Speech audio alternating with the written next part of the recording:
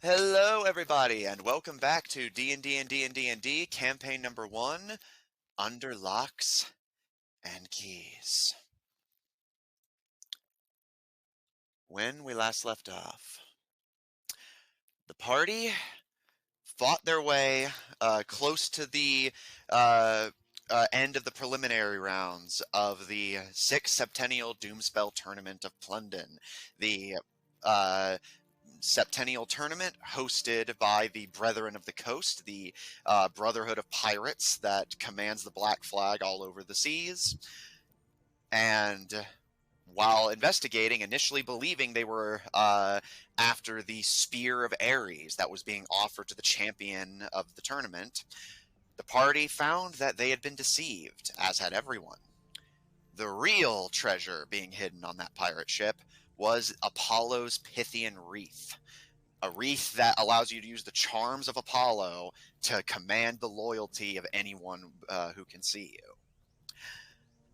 Discovering that the captain of Plundon had been using this wreath to form a private army of the world's best mercenary fighters in an effort to stave off his eventual descent into obscurity and the death of piracy as a rogue pirate hunter hunts them across the seas, the party decided that things were not going to go that way. And while they were not able to secure the Pythian Wreath from Captain Imam Umeric, they were able to chase him away from Plundon and save his victims. And his assistant, having been exiled from pirate territories, has joined the party in their quest to discover the keys to the divine doorway, as the party is now in rough agreement that they intend to see the door kept shut and the keys out of the hands of the Boomergangers and other greedy factions that begin to amass resources in hopes of beating the party to the punch and discovering whatever is behind that doorway. As the party returns to Tordage, Anna and Dr. Ku initially began to return to their research, hoping to find the next key before the Boomergangers can make their way to it. However, things didn't go exactly according to plan. Paul, Asari, and Greylog, you all remembered abruptly that the leader of the Boomergangers had demonstrated an interest in meeting with you. And as you rush back to the lab to see if there's been any updates on the matter, you find a mechanical humanoid is already there, holding Professor Plaster and Anna Kemry hostage, and is interested in meeting with the adventurers who have caused his organization so much difficulty. And that is where we pick back up in the Chapter 4 interlude.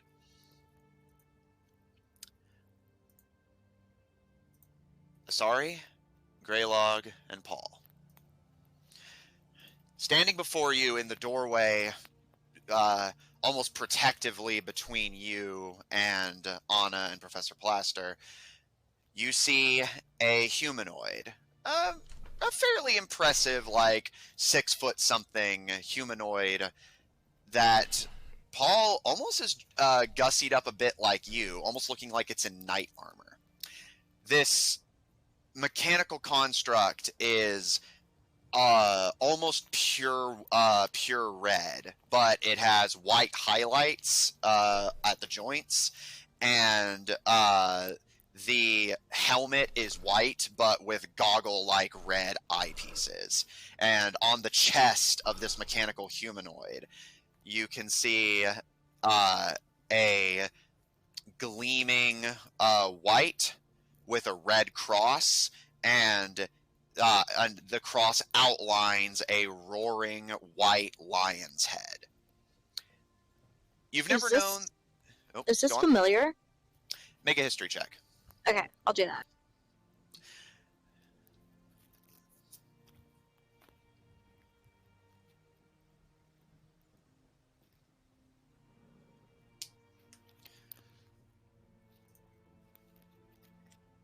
D&D Beyond, you failed me. Alright, I'll roll 12. for you. No, she just rolled low. Oh, Yeah, no. D&D Beyond has failed me. I rolled very low. Hey, to be fair, in D&D, a low roll is not always a failure. It was just another opportunity.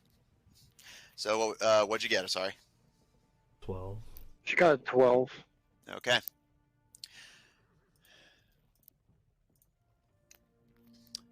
This logo is not familiar to you. However, the white and red color scheme does invoke imagery of the clothes of the robes worn by the Boomer Gangers. So the logo unfamiliar, the colors familiar.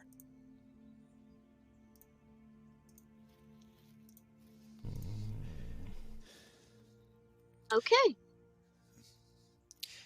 This humanoid, completely comprised of metal, looks over all of you, and Who all was here, just to double check? everyone except for the twins and Navaben. Yeah.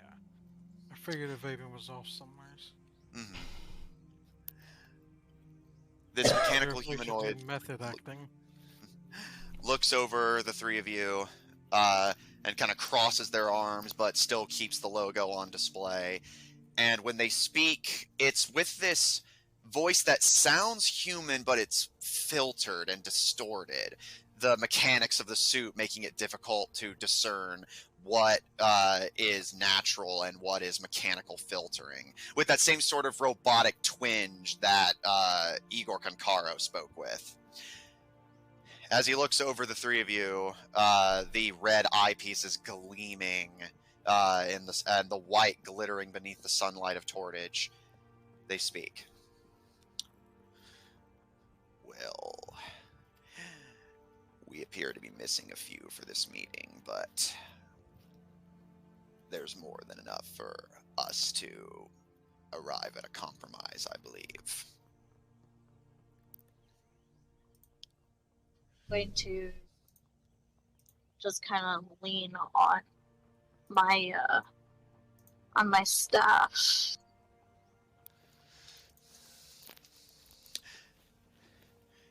Do any of you know who I am? By Well, your it's not colors. very hard to piece together. Yeah, I was going to say by the colors, you're obviously from the Boomergangers, and we know the leader has been wanting a chat, so it's not a hard conclusion. But you don't have a name. That's good. He looks over all of you, and as you can imagine, our recent conflicts over the keys to the Divine Doorway have been, let's just say, a bit of a nuisance to my work.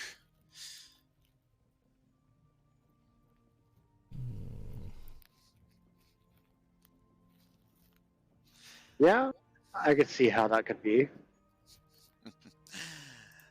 But do not worry, I am not here to threaten you. In fact, I'm here to offer you a deal, one that you'll find, I think, to be quite favorable to your team. Alright, let's hear it.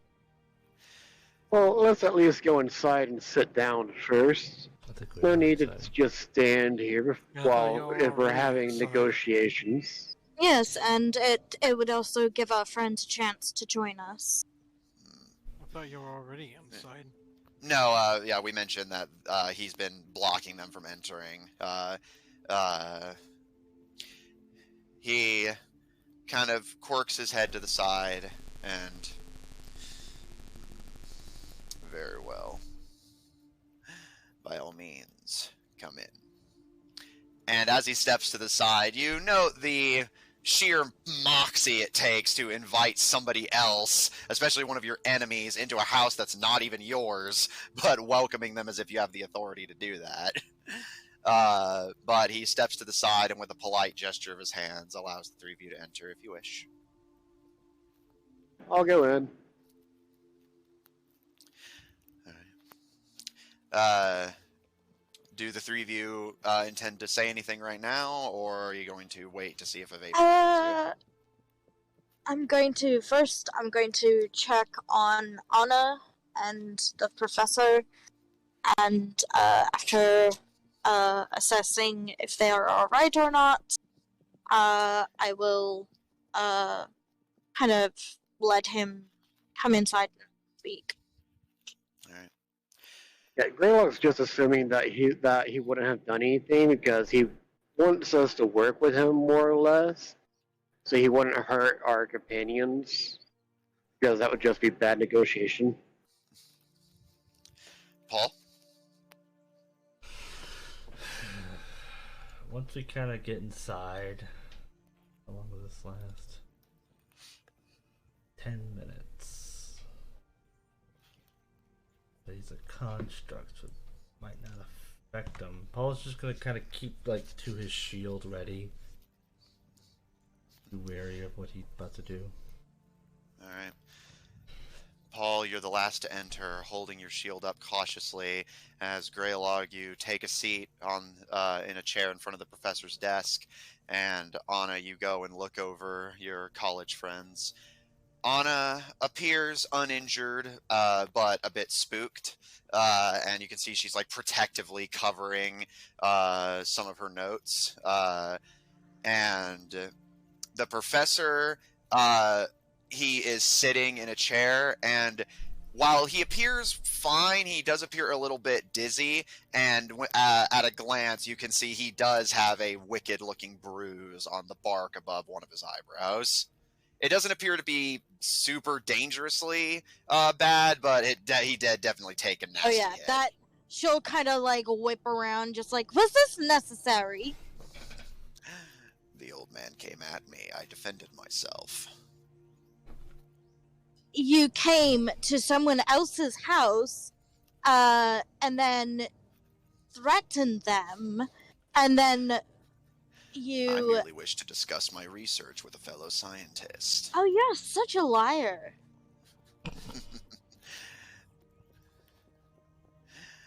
Where's your companion? Which one? Judging from the descriptions I was given, it appears we are missing one dark elf and one twin mind. Well, their location's not really, your business, but I'm sure they'll be along.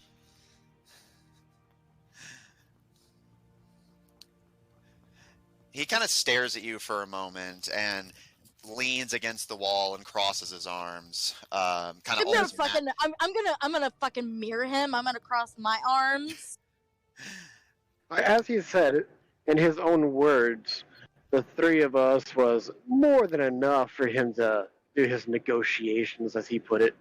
Well, if he wants to, but I mean, if he wants, the Divine Five, he's got to have all of us.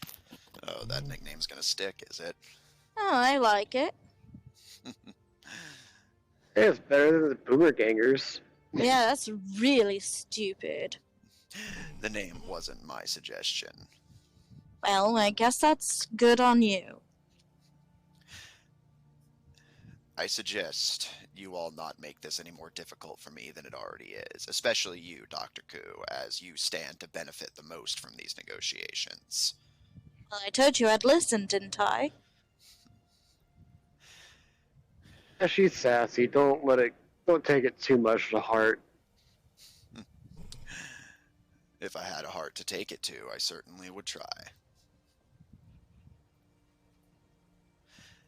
I'll give your friend a few minutes.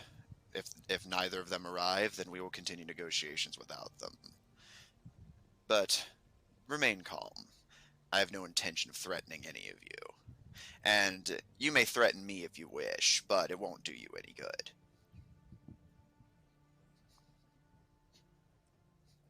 Fair enough. I'll just kind of like lean against the wall, but keep my arms crossed. I'm gonna do that thing that like buff girls do, like with their hands like under their muscles and like kind of like pop them out. Yeah. I'm gonna do that. The subtle, like, don't fuck with me flex. Yeah. All right. Showing off the muscles that he doesn't have, as he's all mostly robot now. Like that, don't you wish he had these? I don't know. I'm just showing my guns. All right. Avaben, how long do you intend to linger at the tavern, and if you do intend to leave at any point, where do you wish to go?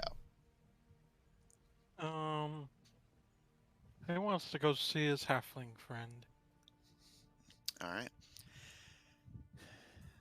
Vaben, none the wiser to the negotiations happening Probably in after he's had some drink. the... Making your way out of the local tavern, careful with your footsteps as heading to the upper echelons of Tortage is, while intoxicated, is a common pastime, but not an advisable one.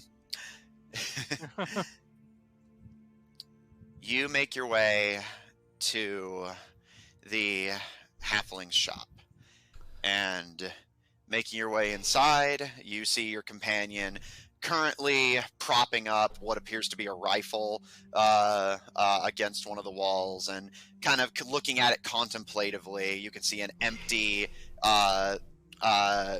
bit of scroll beneath it where you assume a price will be written. But as the door opens and closes behind you, Mark turns and gives a smile, recognizing you, and welcome back to the shop. They kind of dust their hands off and, taking a quick glance to the rifle to ensure that it's not moving or falling over, they approach you halfway across the shop and look up at you with a smile. How can I help you?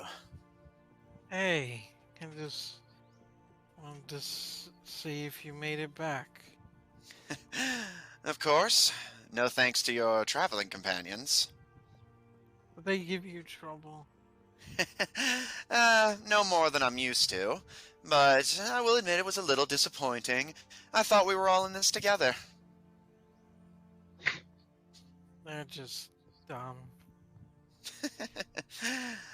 Dumb in all the right ways, but smart in all the right ways. That's how I like to look at it. But I managed to... Find a lot amongst the pirates. Oh, that's not even the half of it. I've managed to nearly triple my stock just from that one trip. I knew following you guys around was a good call. This business is going to be booming over the next few weeks, I assure you.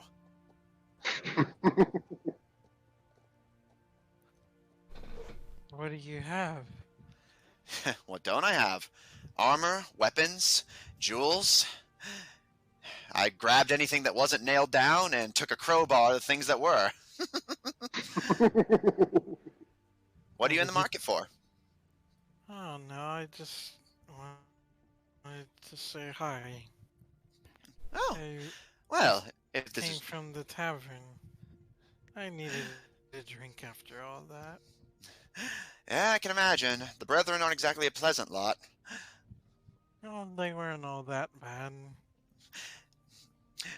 Mark kind of gives a smirk and a wink to you, and have a soft spot for Brother Ares, do we? I think he would be interesting to talk to.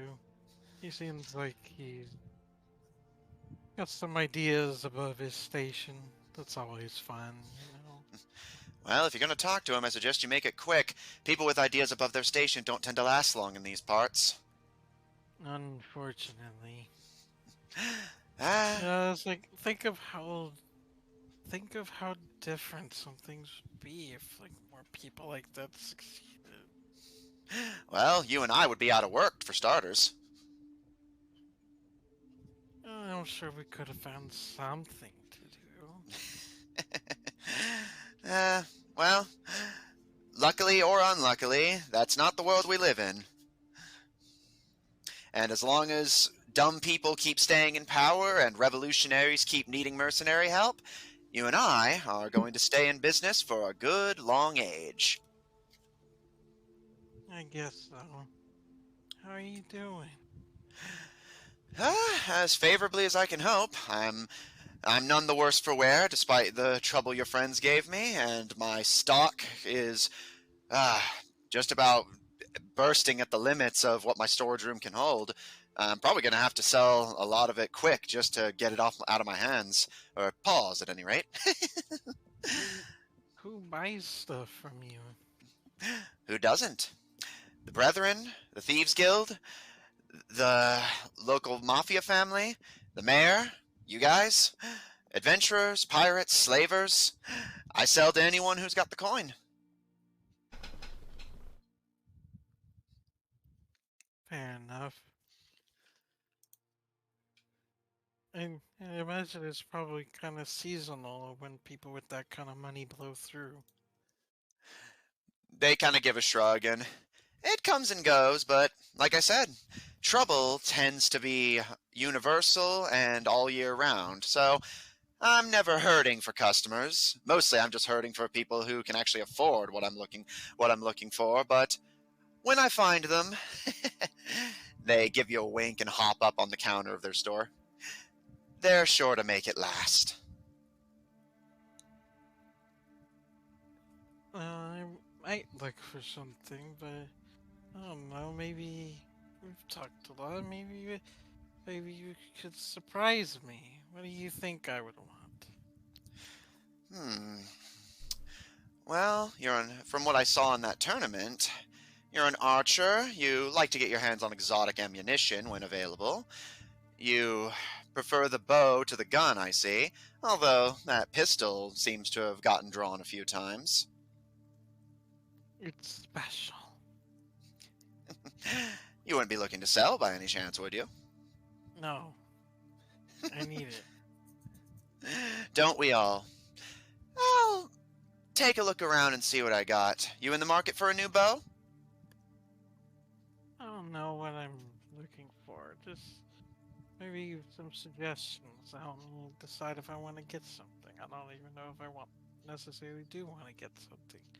Maybe I just want to talk to you because you're such a good person to talk to. Oh, flattery will get you everywhere, but it won't get you a discount.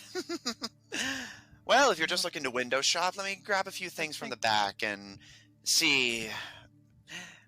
And they kind of hesitate for a moment and just give a shrug. See what I'm not too lazy to grab, and see if you care for any of it. I'm not really sure what to provide a window shopper, but I'll see what I've got. Just a few moments. They hop off the counter and scuttle As to he the walks back. away, he's just like, don't underestimate what I could do to get something from you. Are you robbing me? No. I didn't mean like that. A lot of alcohol can make one do a lot of things. They give a smirk, and then, well, let's see if I can surprise you. And they disappear into the back room, their assistant scampering out after a moment to just keep an eye on you while their master takes a look around. Takes a loopy seat down.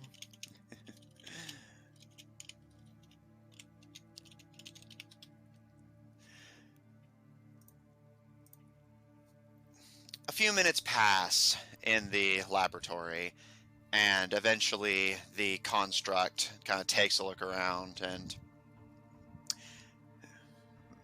it appears neither of them are coming. Then I suppose it's time for our negotiations. Of course. They uncross their arms and, kind of examining their fingers in a seemingly deliberate effort to look casual, the goggled red eyes glance over all of you, and first things first. I suppose you were expecting this, but it can't hurt to ask. I would like to extend a formal invitation for the Divine Five to join the Boomer Gangers. As far as I can understand it, we want the same thing, do we not? No, No. we want to keep it shut. At this, the construct kind of tilts their head, and to what end? Well, in our opinion, the risk outweighs the reward. There's too many different stories about what's on the other side. Y'all say it's high-tech technology, while others say it's a curse. some say it's other riches like gold, jewels, and magical items. And it's like, who's to say what's actually there? So, You expect me to believe that you are simply so, what's the word? Generous that you will deny the chance at personal riches for a minimal risk of danger. Well, it's not a minimal risk when, the entire world is at risk. It is a minimal why risk. get riches if you can't enjoy them? It is a minimal risk only to the ignorant. But I expected you to refuse, so I will not press the matter. My second offer I think you'll find far more agreeable, but I could not in good conscience deny the opportunity to join forces. Your efforts have alerted many other factions, rivals to our claim, and I thought perhaps it would be logical to work together against these threats to our wealth. No. In that case. And they move their hands in a kind of odd motion. Their hands go to the front of their waist, and they just kind of like drum uselessly against the metal leggings. But Paul, you think you realize they're doing the motion one would do when adjusting a suit, but given that this is just a living suit of armor, there is no suit for them to adjust. Well, old habits die hard.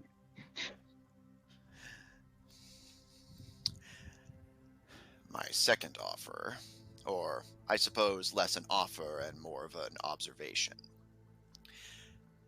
At the moment, our shared journey is more than halfway over.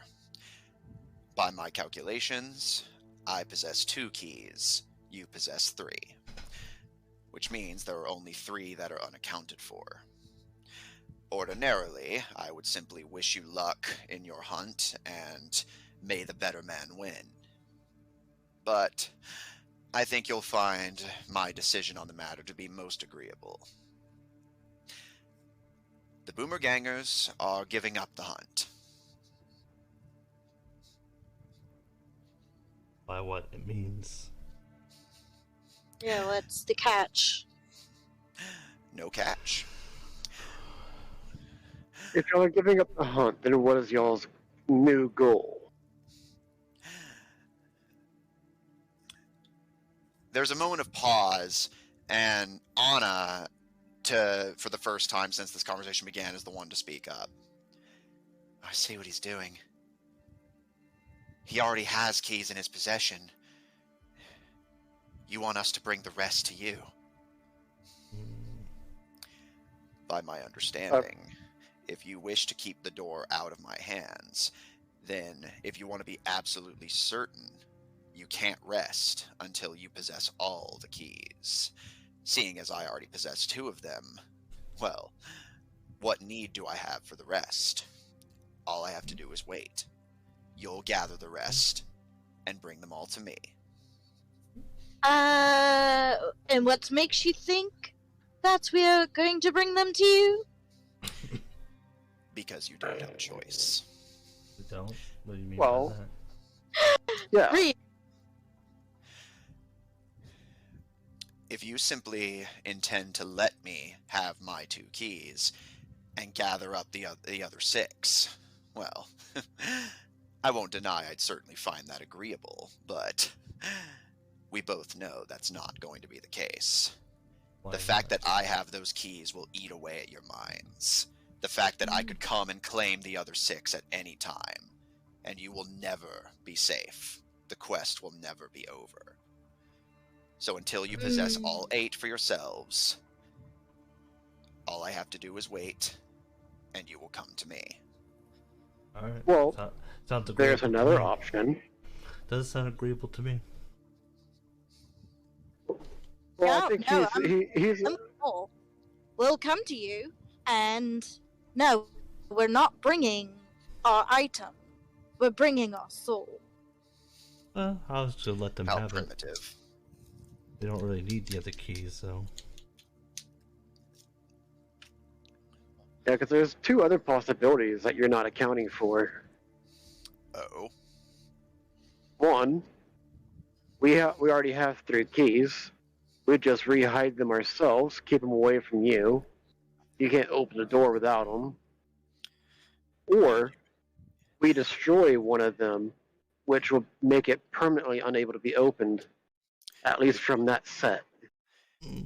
Oh, I see. So, God, I wish Vaben was still actually knew this was going on. What? Nope. how interesting. You would destroy one of the gods' prized artifacts in order to hide it from me, incurring the Hey, wrath the of both gods- myself and the gods. A The fascinating gods got conclusion. their items one way or another. They can always get another. They are Oh, gods after all. Oh, I'm sure they'll see it that way. Yeah. It sounds like a risky play there. I would more just let them have the keys. Bringing them all together is not even a good idea. So, why would we hunt down the rest of the keys if we know they're separate?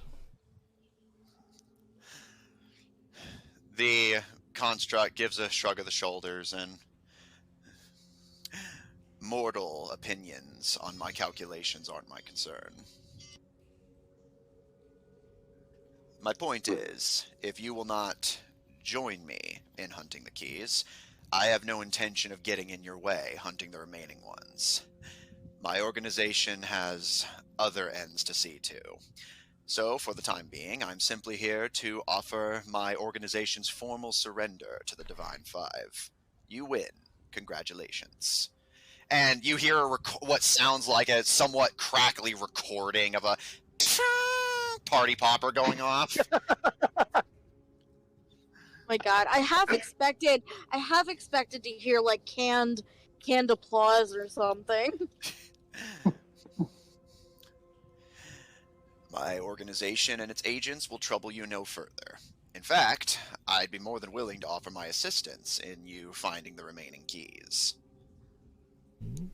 Well, the other guy with syndical metal arms said y'all already supposedly know where they all are, just haven't retrieved them yet.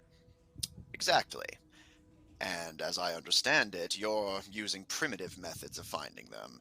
One at a time, that sort of thing. And you just, out of the goodness of your soul, since you already said you have no heart, would be willing to give us all this information just to let us go get the keys for you. That is an accurate summation, although I must protest the declaration that I have a soul. I do not believe in such primitive ideas. Soul, consciousness, whatever makes you, you know. But either Right. way, yeah, we'll go with that. Okay.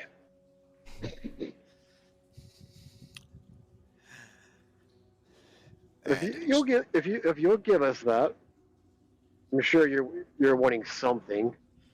Oh, on the contrary. You're already giving me everything I want. Me pulling my forces out does nothing but benefit me in the long run, and with my forces no longer troubling you, all you have to do is continue doing as you were, only with less resistance. It seems like a fair deal for all involved. Yeah, he just wants us to collect the keys, and he'll collect them at a later date. An accurate summation.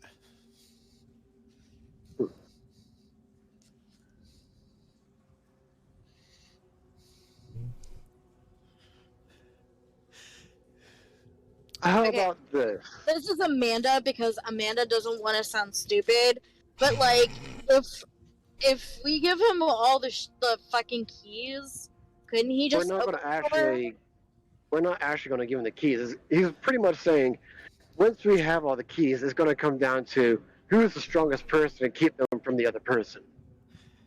Yeah, because It's going basically, to come down to a fight. you guys are going to do the hard shit of actually getting them, and then once you have 6 and he has 2, he's basically pointing out, are you really going to be comfortable just basically hiding 6 godly artifacts for potentially forever, while he and his Sorry. cult hunts you down. God, I just have to say, like, no. We would just have Yeah. to keep them until the gods want them back. Yeah, exactly. No, that's what Asari is. Once the trying to point Divine out. Council ends, we just give the items back, and good fucking luck taking it from them. Yeah, This I would is why say I wish that. Abaven was there, because it's such an obvious thing to point out. Well, I Yeah. mean, to be fair, Asari would also and bring that as a point to him. Just or we can just give him back. The You could challenge the gods. Oh, I've already thought ahead on that sort of thing. The Be reason my the guest. artifacts are currently scattered is because of the ongoing Divine Council. As long as I have even a single key in my possession, the gods can't reclaim the other ones until all are located. After all, it would certainly be a bad appearance for some, but not others, to have their signature weapons. And how does that make the gods look, for them to be so weak just after a conclusion of their meeting? The gods are already aware of our hunt, but they are unable to get to me, and because they can't get to me, they can't get to you. I'm protecting you. We have a shared interest. And until all keys are within the gods' reach, they can't claim even a single one. Yeah, this is just sounding like a bunch of bullshit. No, it makes sense.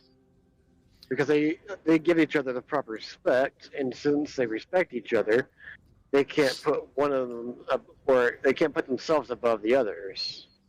I wouldn't call it respect, and more of a logical assumption that if one is armed and the other isn't, what is to stop the armed one from taking power from the unarmed? That is how the world works, after all. The strong overpower the weak. Well, I'm willing to, if you're willing to give us the locations, that would definitely speed us along.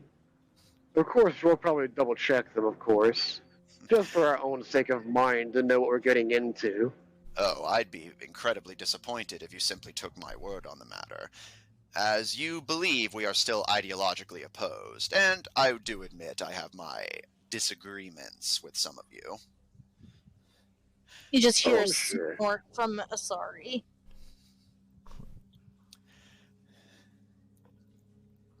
So since you're stepping out of the chase, would you be willing to put your people towards a different goal? At least for the time being. Oh, Yeah, we made some friends among the pirates, and there's someone hunting them. I'm sure they wouldn't stand any challenge or threat to y'all, but far from it. With my resources, the pirate hunter would be like swatting a fly. then would you be willing to swat the fly? No. Well, that's not how this works. You know that, right? You can't just get something for nothing. Oh, I'm Well, not he's asking. giving us plenty. Indeed. If anything, while I admit I gain quite a bit from this, I'm gaining through inaction, not through action. Unless you are expecting recompense for me doing nothing, which would not surprise me, Dr. Koo, but it would disappoint me. She just kind of rolls her eyes.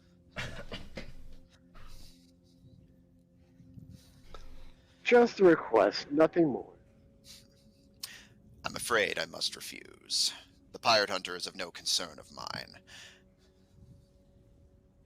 Really now.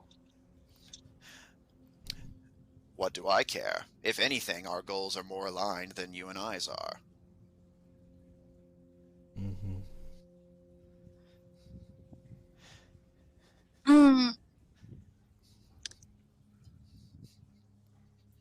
either way, I will get like a pen and paper to get the information from him.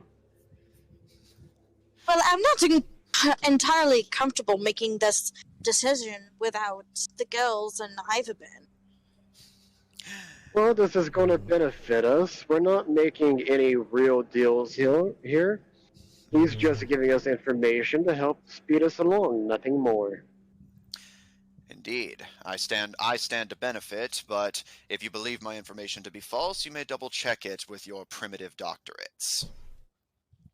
You just see Asari's eyes just narrow like daggers. Don't test my temper. What do I have to fear from you, Dr. Ku? You don't know my name.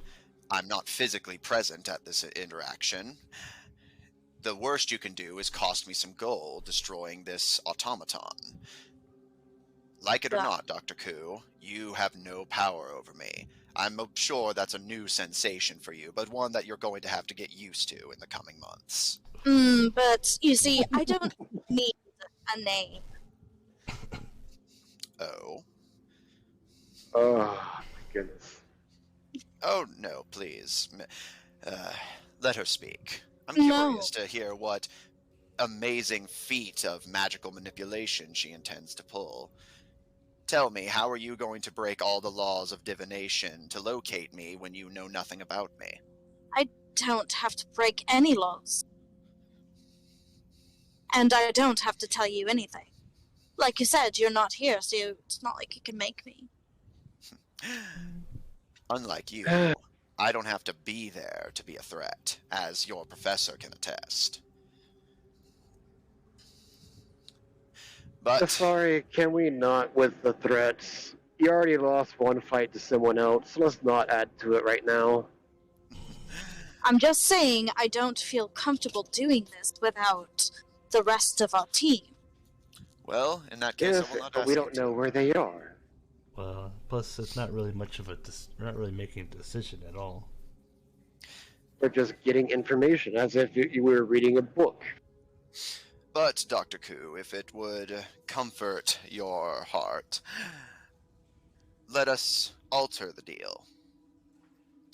I will not tell you the location if this brings you discomfort, but I'm more than willing to give you a hint. After all, I believe your minds may struggle to locate this next one on your own, and I am not a patient man.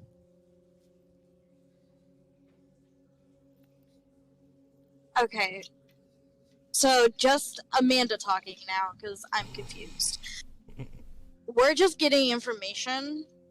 Yeah, that's all we're getting. That's the only thing we're doing. He's saying, I have no intention of getting in your way for the rest of this journey, because as far as I'm concerned, it is inevitable that I will win, so at this point, all I have to do is wait. But in the interest of speeding things along, he's willing to help you out indirectly, without committing any of his resources to doing it. So Okay. whether you take his info or not, he's stepping out of the running. The Boomergangers will not threaten you until all the keys have been accounted for. But until then, he's willing to be like, hey, here's a little step in the right direction so that you can get my key for Okay. me. Yeah, no, Amanda was very confused by what was happening. I'm so sorry. Yeah. I'll just kind of say, if you want to give the locations, but like Greylog so beautifully put it, we'll be double checking. Just for ideas of the locations, where they're at, what to expect from the area. We need to pack sunscreen, the basics. Hey, you're Far just so- from it. In You're fact, so pasty, love. I would actually recommend you bundle up. You're going to one of the coldest regions of the world outside of the caps.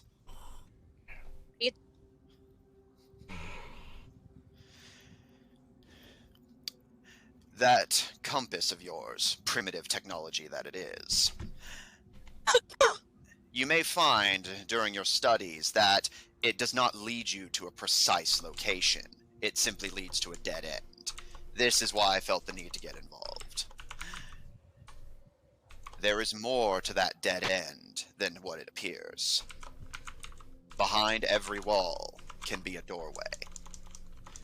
So, Dr. Koo, if you're willing to take advice from one scientist to another, that is my advice to you. Where you, the professor, and Miss Kemry, Dr. Kemry, right. Where the three of you see a dead end, there is actually a doorway.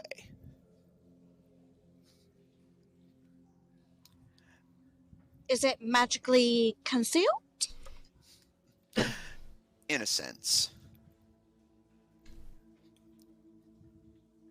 And how would we see said doorway?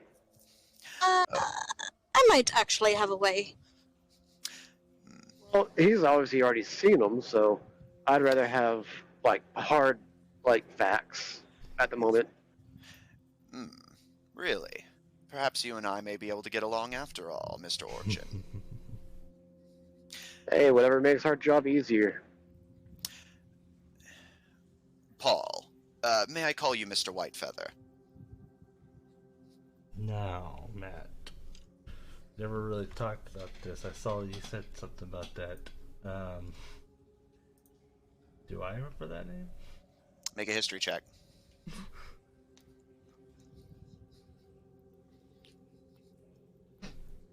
Three. The name is unfamiliar to you. I'm not sure why you'd call me that, but you could just call me Paul. Very well. I would ordinarily, in the interest of politeness, give you my name, but understand I have to take precautions. Your friends would try to track me if you knew my identity. You understand? Yeah. This is a somewhat strange request, I know, but it will give you a push in the right direction, I think. And pardon me if it seems presumptuous of me, but I think you may fail to come to this conclusion without my aid. Would you, for the honor of everyone here, mind sticking out your tongue? Do it. He'll kind of just like look a little like, squints his eyes a little bit and just slowly will do it.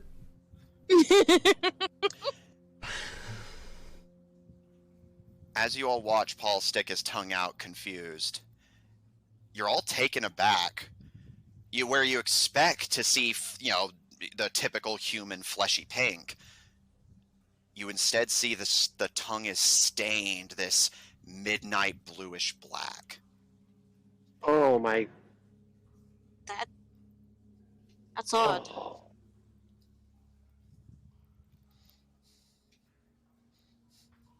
Have I heard about anything like this before? Make a religion check. Okay, that's interesting. Religion check. I know what this is. Well, Oh, I you think myself know what this is. Yeah, you but think great. you know? My character does not. You said religion, right? Yes. Yes. Ooh, 21. A tongue like this is typically a sign of infection from the demon god Eat, aka the Epping Aquatarchus. Okay. One of the gods that was felled during the Titanomachy and cursed with a sateless gluttony is confined to a lake in the region of Yav, where any who touch the water, their insides are tainted blue by the waters, and Eat enters their minds. From what you've heard, Eat seeks knowledge from the minds of others in order to find a cure for its curse. Okay. I'll just kind of look from Paul to robot dude. I can't remember his name right Well, he now. hasn't given you one. He didn't give us a name. Alright, so, He's deliberately not giving you a name because he knows that divination magic would let you find him if he did. Okay. Okay. All right, We're Mr. gonna Roboto. fuck it. No. His name is Mr. Roboto right now. Domo arigato. Yeah. What? Yeah. Robotnik? Yeah. Robot Man. Like, she looks between them and just like, how is that possible? Paul, would I be correct in saying that you have some form of memory loss? A part of your life that you can't account for? Oh my god. That does sound accurate. Well, perhaps I can pay you in more than the location of the key. I can pay you in recollection.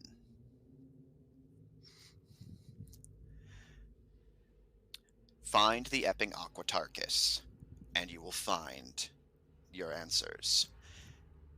The demon... I'm snapping at Anna to make a note. Anna nods and immediately starts, like, not only scrawling down notes, but the professor starts pulling down various books on demonology and religion to find information on Yeah, each. Zari's just like snapping, like, get on it, bitch. I'll be there in a sec. And from the looks of it, your companion has already had an encounter with the demon. Perhaps you can leverage this to your advantage. Do you remember having an encounter with this demon, Paul? Well, I mean, kind of with the whole fact of memory loss now. Or at least I don't know who this eats Yeah, is. I realize that you have memory loss, but I don't know how much memory loss you have. I don't know who this eats is, so... That's to be expected. Eat completely overtakes one's mind, pries it for information, to sate their gluttony.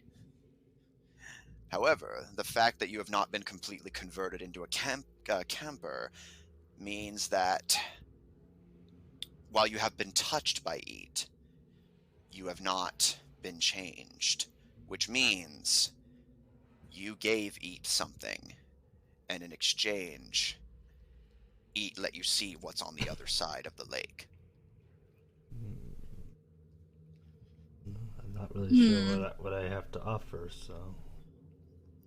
Whatever you did, it's lost now, unaccounted for in the blank void of your lost memories.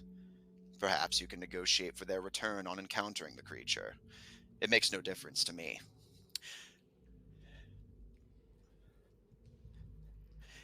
Either way, can I still get that list of for the where the other artifacts are? I'm afraid not. I will come and find you after you find the Spelltwin Wands, and afterwards, then, and only then, will you receive the next location. You see what you did, Asari?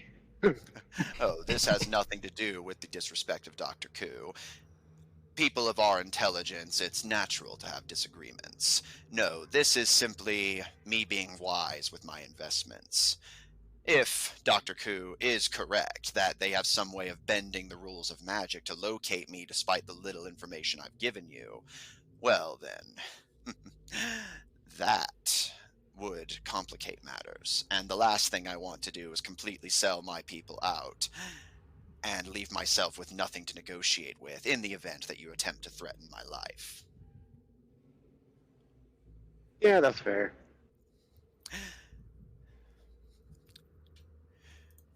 You may double check using that compass if you wish, but your next key is on the other side of Lake Thalasso, and the only way you're going to reach it is to negotiate with the Aquatarchus. But your friend may hold the key to doing so. Their ink stains your insides. I suspect if I was to cut open your arm and look at your muscles, they would be a matching shade of blue. You said that this demon wants information on how to break its curse, right? Indeed, the gods placed a terrible curse of gluttony on it. Its hunger can never be sated, never satisfied, so it hunts for information. It was once a great god of knowledge, but now it's forever chasing the one answer that it will never find.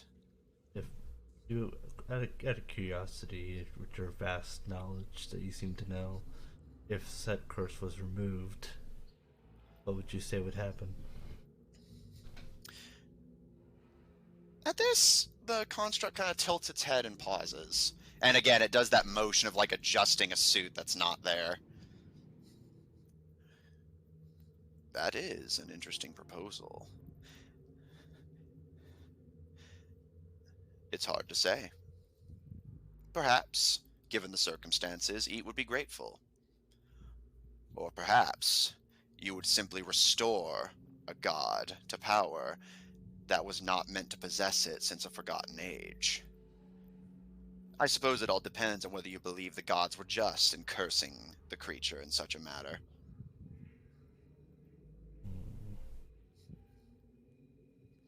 Or it could be both. Perhaps. I find that often the best answer is the most direct one. Give my regards to Flower and Fall and Mr. Oglatha. We will be meeting again. Is there any other business you have with me while we have this opportunity? I must be recalling this drone shortly, and much as I would love to strap Paul to an operating table and dissect his body for information, I will simply let this play out and observe from a distance. No, as you said, you'll be seeing us again after we get this key, so if we have anything come up that we want to ask you, well, we'll figure it out. Very well. In that case, I will be off then. Dr. Koo, before I go, let's not beat around the bush. Are you going to attempt to destroy this drone out of spite?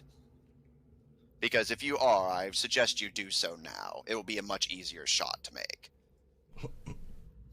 Not at all. In that case, I'll be off. Do not attempt to follow me. You will fail. Yeah, I'm sure. With that, he gives a metallic press against the door, steps out. You watch as a fire begins to consume the hands and feet of the humanoid figure before The it, fire blast off. Yeah. Oh my god. before it Rock man. shoots off into the air. And you watch as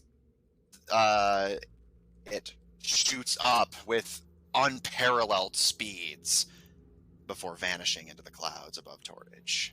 You can hear a few people squawking outside as this fireball launches into the air. And on the moment the door just kind of slowly shuts on its own, drifting closed. Yeah, I'm gonna go over to her and just give her a hug. So, does anyone else fancy a drink at this moment? I know I do. Oh my god. Yes. Okay, everyone to the tavern, drinks on me. We'll study later.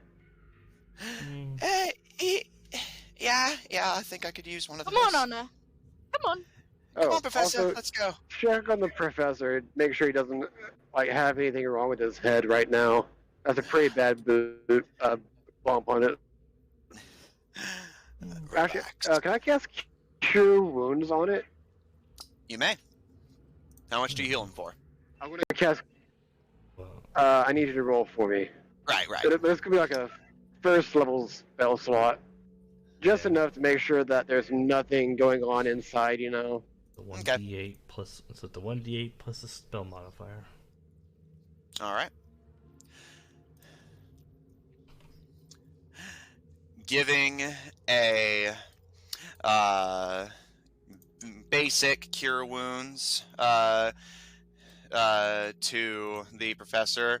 The injury to his head begins to recede, and but he kind of gives you a smile as the wound closes, and I appreciate the concern, but I'll be quite all right. You need not worry. Regardless, not good to go into town to go drinking with your head wide open like that.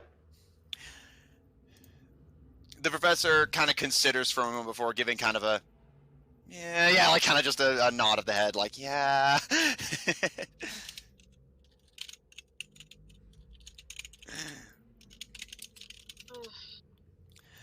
With that, you all make your way out and head for the tavern. And yes, sorry?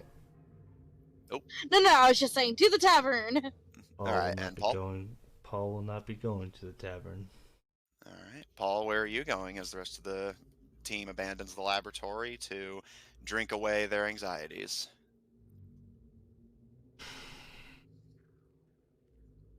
With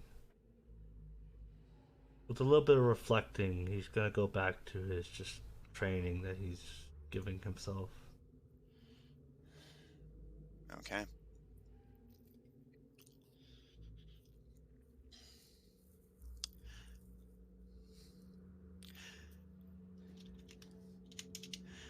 Avaben?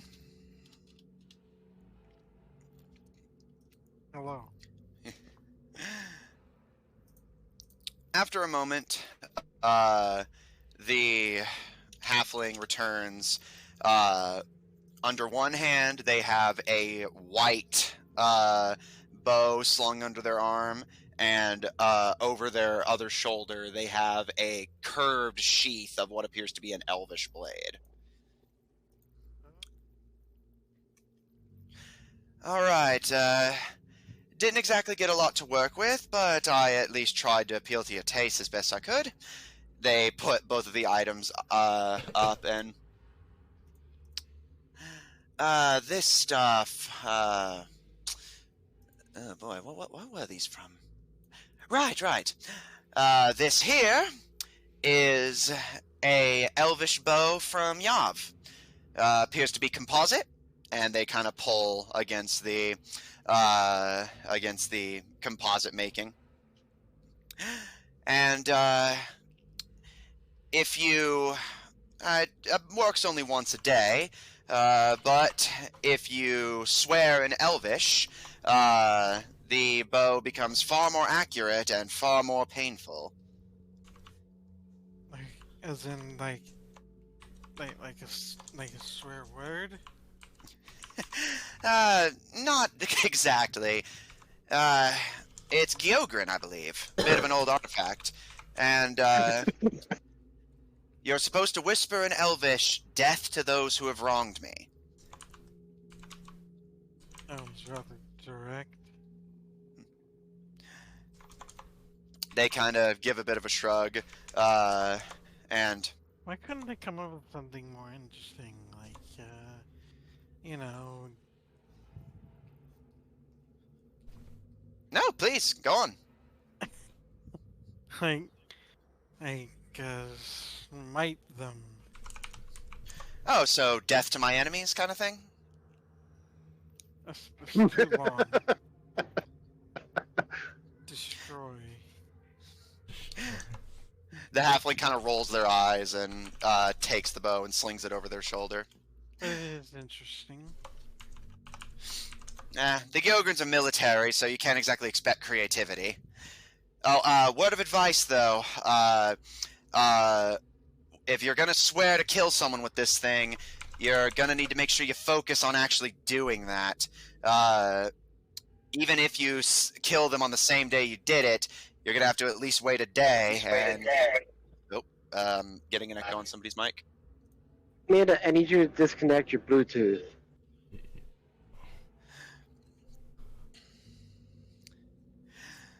And if you're gonna commit to if you're gonna commit to using this, you better make sure that you actually want to. This bow binds itself to you with a military oath. If you try to use anything else until you kill your target, it's gonna be harder. The bow's gonna call to you. I know this bow. Interesting. What's this? What's the sword? They unsheath it, and it appears to be a kukri. However, you notice that the kukri is made entirely out of wood and has a serrated edge. A wooden sword? That doesn't seem very useful. It seems like it would break pretty quickly. You'd think that, wouldn't you? This baby was designed by a vampire. And if you manage Does to it get kill a... vampires? Unfortunately, no. It can, but you'll find it's most effective against targets with blood to lose. If you manage to land a powerful enough hit, it does a little bit of extra damage, and it stacks with any damage that it already does. And each time you draw blood from a target using this weapon in this manner, you get a little bit of healing from it. It feeds you, like how a vampire's fang does. It feeds. I'll put this to you in simple terms. Use this sword, you get to eat your enemy's blood, and they bleed more. Sounds disgusting. Quite, but I've never known blades to be clean. That's why I prefer blunt weapons, personally. To be fair, though, a blunt weapon can also be kind of messy, you know? Their head could explode. Not in my hands. Either of these interest you? How much are they? They kind of consider for a moment, looking over each, and... I'll tell you what. I like you, so I'm willing to negotiate a discount.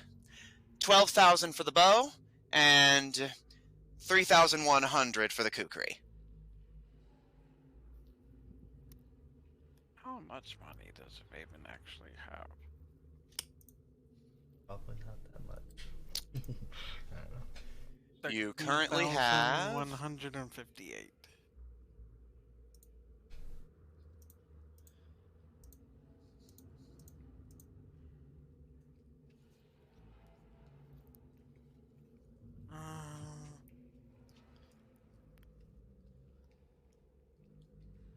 The bow, I guess I could try the sword.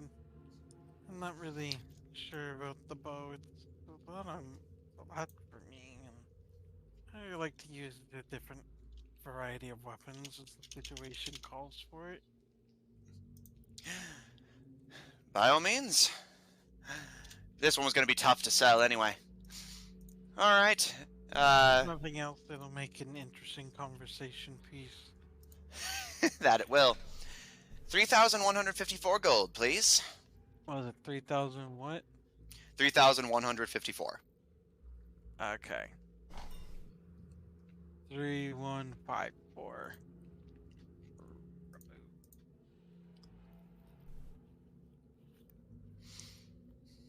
Alright.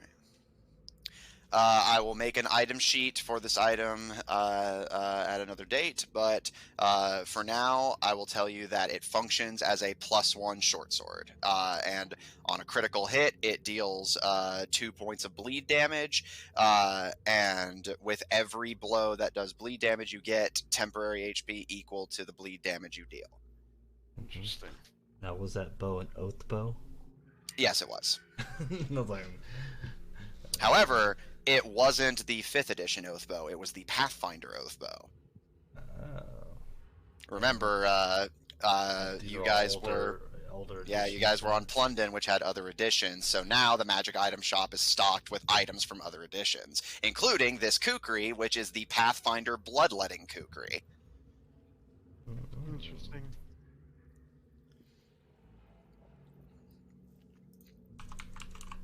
Will that be all for you today?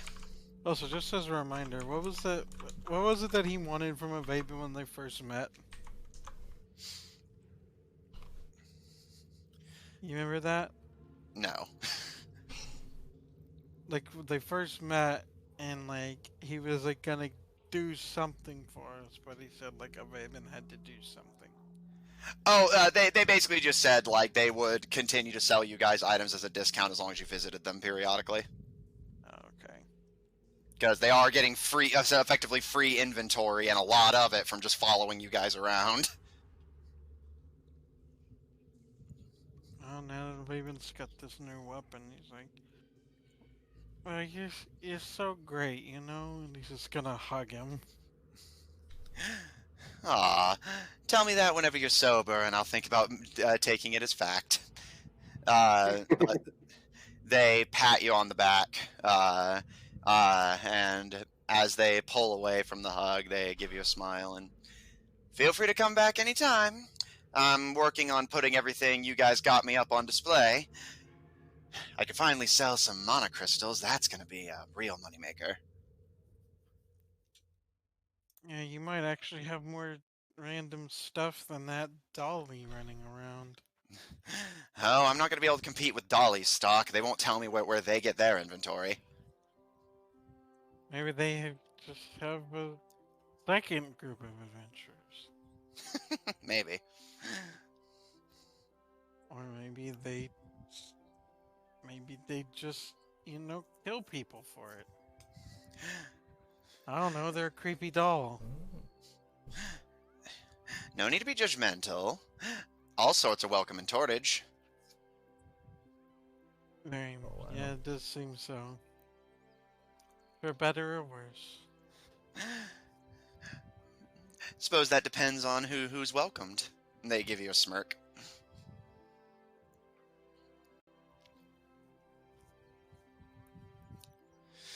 Well, do you want to, you know, have one of those conversations we have? Gonna have to speak up and speak sober, dear. I'm sorry. Was I actually quiet? Yeah. Okay. Would you like... Maybe we could have one of our talks that we have. They kind of consider for a moment, but eventually give a shrug and... alright. I'm just gonna be sorting inventory in the meanwhile anyway. You guys have any idea where you're going next, out of curiosity? Not yet. They're gonna figure that out. Well, suppose let me know before you go. I'd hate to be late for my usual hiding in the ship's cargo hold. I mean, it seems like you might wind up having too much stuff. Oh, I'm a firm believer that you can never have too much. Besides, I have to factor in that I'm practically giving it away to you guys, and unfortunately, given the locale, some people are going to try and steal from me. And as unwise as that is, I need to at least be prepared for those that succeed. Do you need any help with that? We're probably gonna be here for a little bit. I can, you know, help you with people giving you trouble. Thank you, dear, but nobody's giving me trouble right now. But I'm smart enough to know that you don't get successful in a place like this without trouble finding you. Well, if there's ever anything you need done, I'm sure we can help. I'll Or if you keep that in learn of mind. any interesting things. I'll keep that in mind. After all, anytime we go to an interesting place, you come back with interesting stuff. That I do.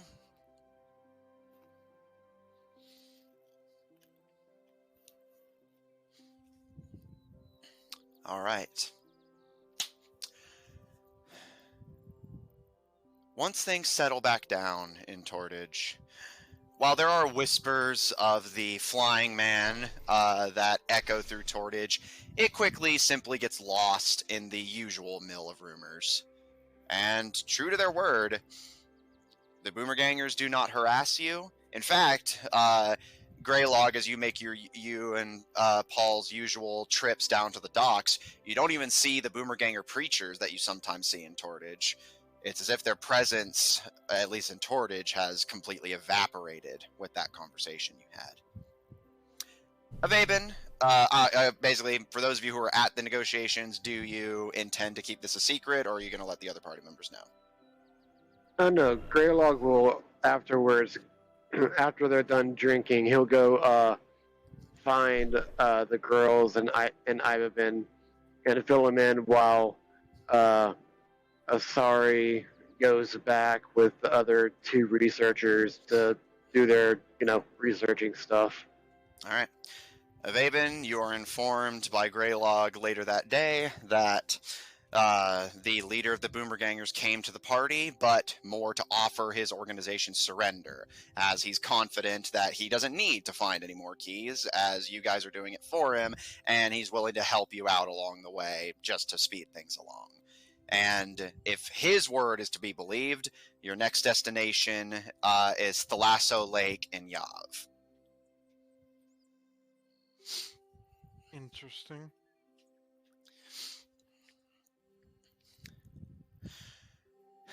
As you guys settle into something of a routine, waiting for the doctors to proofread the Boomergangers' information before you act on it. After all, Yav is a pretty fair distance from Tortage, and you'd hate to waste your time. In the meanwhile, you all settle into the various routines. Paul, over the next couple weeks, what do you end up doing? Well, after getting all that, and he's just, be kind of like distracted from time to time. Also, I'm gonna make sure my steed is there. He wasn't really showing himself the whole time. Yes, your steed has been accompanying you. Yeah, but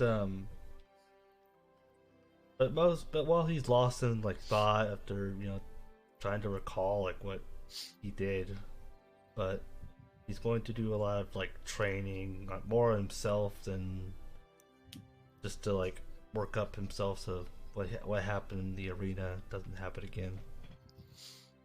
All right. Distressed by your defeat at the hands of Captain Merrick, you begin a hard regiment of training. And about a week into your downtime, as you're training on the docks, you are approached by the Terrorfang triplets. As I see them, oh, good to see you. Kind of, whatever with all the craziness, I sort of slipped my mind we were supposed to meet. The girls give you a smile, and one of them speaks up. We needed to take some time. Your friend, Greylog, was kind enough to offer us financial aid to make ourselves comfortable here in Tortage. Yeah, he seems he does seem like a good person. I guess, have you thought about the whole, what you want to do?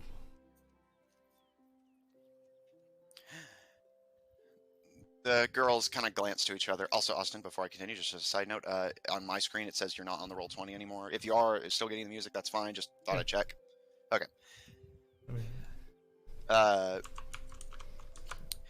They look to each other and... We accepted the money on the condition that we would let you try. We're not happy with our condition, but we will not hold it against you if you fail.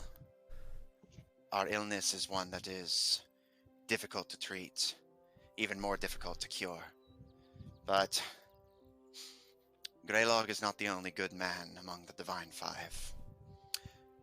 And they hold out their hands to you, and if you believe you can cure us, then we put our trust in you.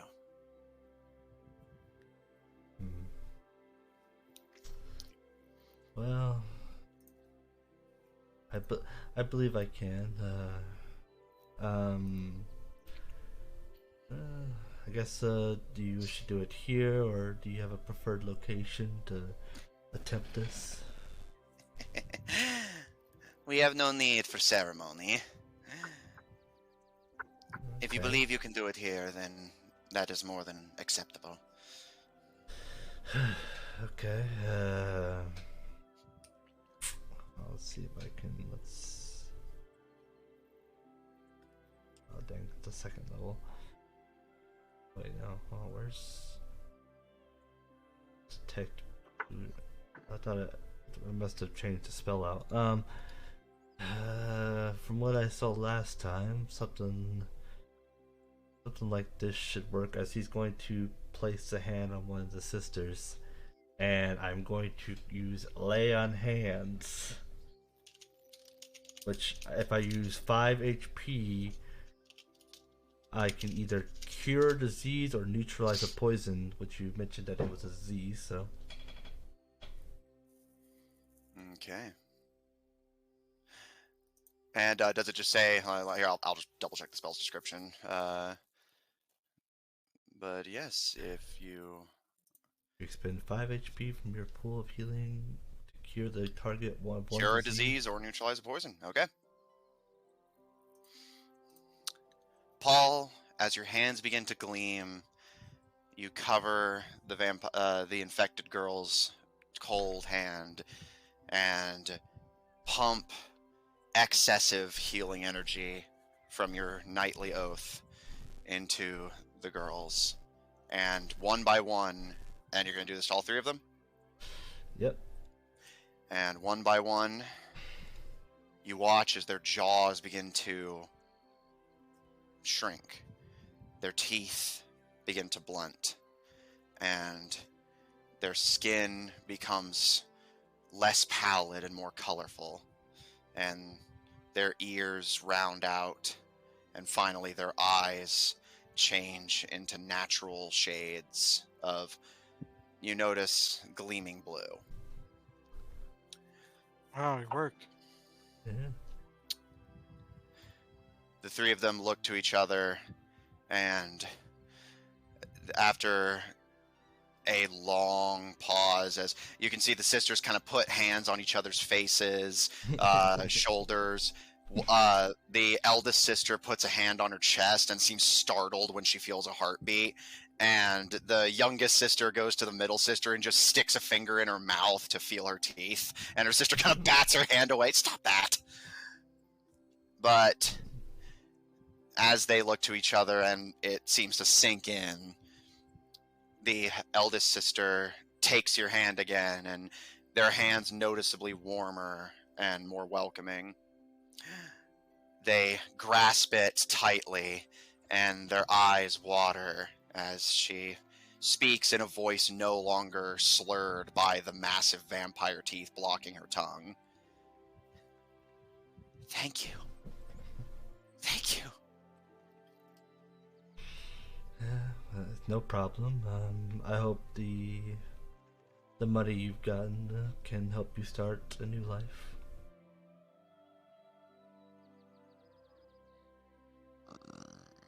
Excuse me. She smiles, her eyes glistening, and you've given us everything we need to start a new life. And she pulls you into a hug, and the other two sisters join. Thank you.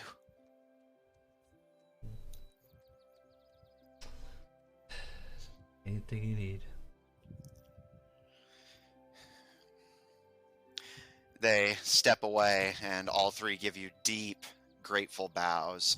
And the younger sister immediately bolts up the stairs of the docks towards town. And her elder sister calls up to her, "Where are you going? I need to see what food tastes like!"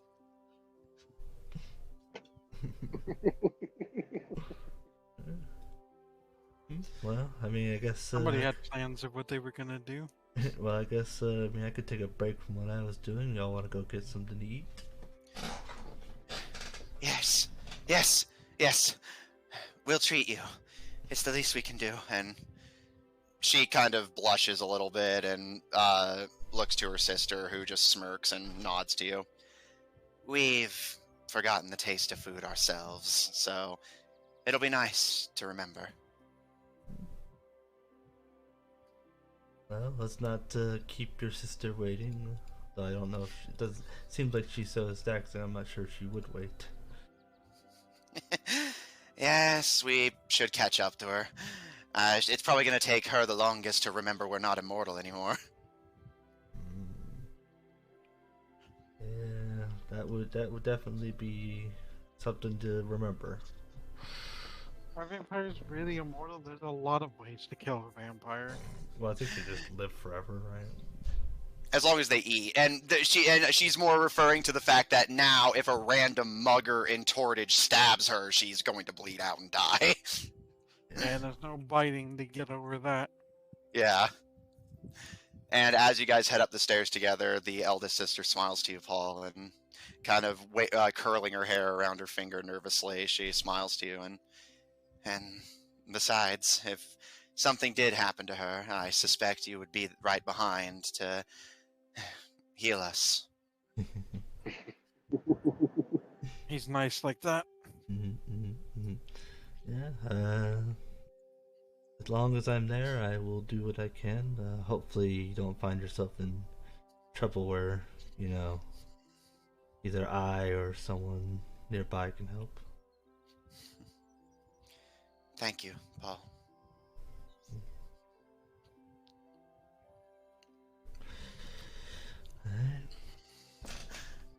Paul, you intensify your training, but the niceness that you were able to provide your promised service to the girls does give you further motivation to continue training, becoming a better and better healer and a greater and greater fighter to protect your growing list of comrades as threats against you continue to spiral just as badly.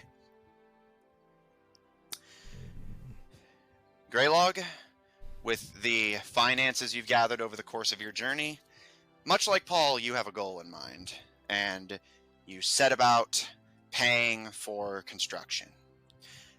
It takes a bit of bribes to the Thieves Guild to get some land on the west, or I believe that'd be the east side, to get some bribes delivered to the east side of town, the territory of the Thieves Guild. I will say, with that brought up, as you start making the arrangements for construction, you are told that, of course, this is something you're more than capable of doing, but because it might matter to you, I figured I'd double check with you during the downtime. Depending on where you build this tavern will determine what criminal organization's territory it's within.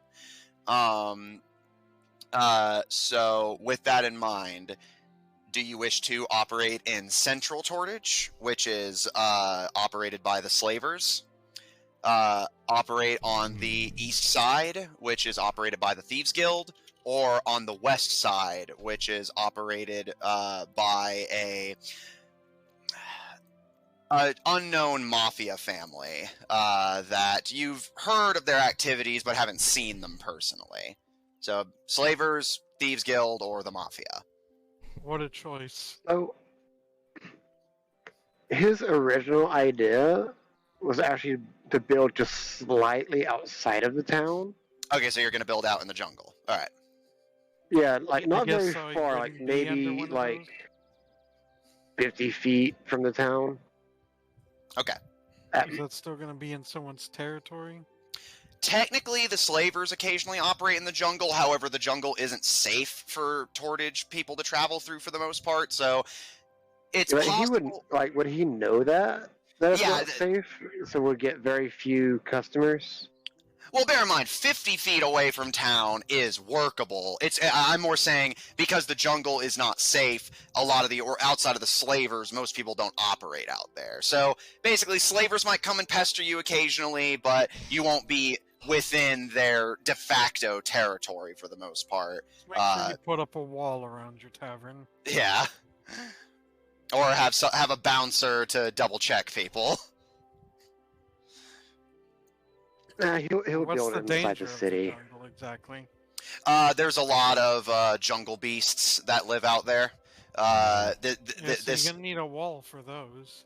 yeah, the Tortage. Well, Part of the reason it's so popular is because the land is not tamed. This is not a safe place. This has been mentioned in a lot of the downtime that while you guys sleep, you can always hear the calls of jungle monsters outside of town and the screams of people who get caught by them. Yeah, but he mentioned Yeah. he's gonna go inside the city now. Yeah, he's gonna stick with inside the city. All right, if you're gonna do inside the city, then which organization's territory Which do you want to evil build do in? you wish to deal with? Which Uh, devil? But bear in mind, just for the record, this is going into the construction costs we discussed off camera. This is basically more just one of the organizations is going to basically be the one getting that money. So it's just who are you giving that money to build it? You want a mafia, thieves, or heaven for Slaves. slavers? Hmm.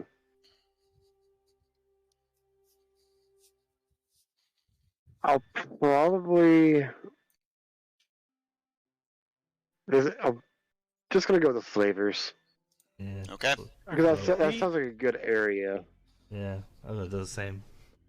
Well, for business at least. Okay. You I pay your guess they are businessmen themselves. I was gonna do the slavers and then have some other plans. all right, Greylog. You pay bribe money to the slavers, and if with that in mind, you can totally safely build in the jungle if you want. It's just. Mm, But what Maybe about just the stick to town? creatures? nah, I want to stick to inside the city. Okay. Why risk the people's safety? Because it's hard to get money for a dead customer. Fair. Okay. In that case. No, it's not. Just pick their pockets. I Yeah, guess but you they don't could make also more just- money. There's a guy who comes into my work all the time who works at a funeral director, so he literally gets money from the dead. Greylog paying bribes to the local slavers. You get permission to begin construction of a tavern, and in fact, you even manage to get it for cheap, as they use slave labor to have it built. Oh, So, great.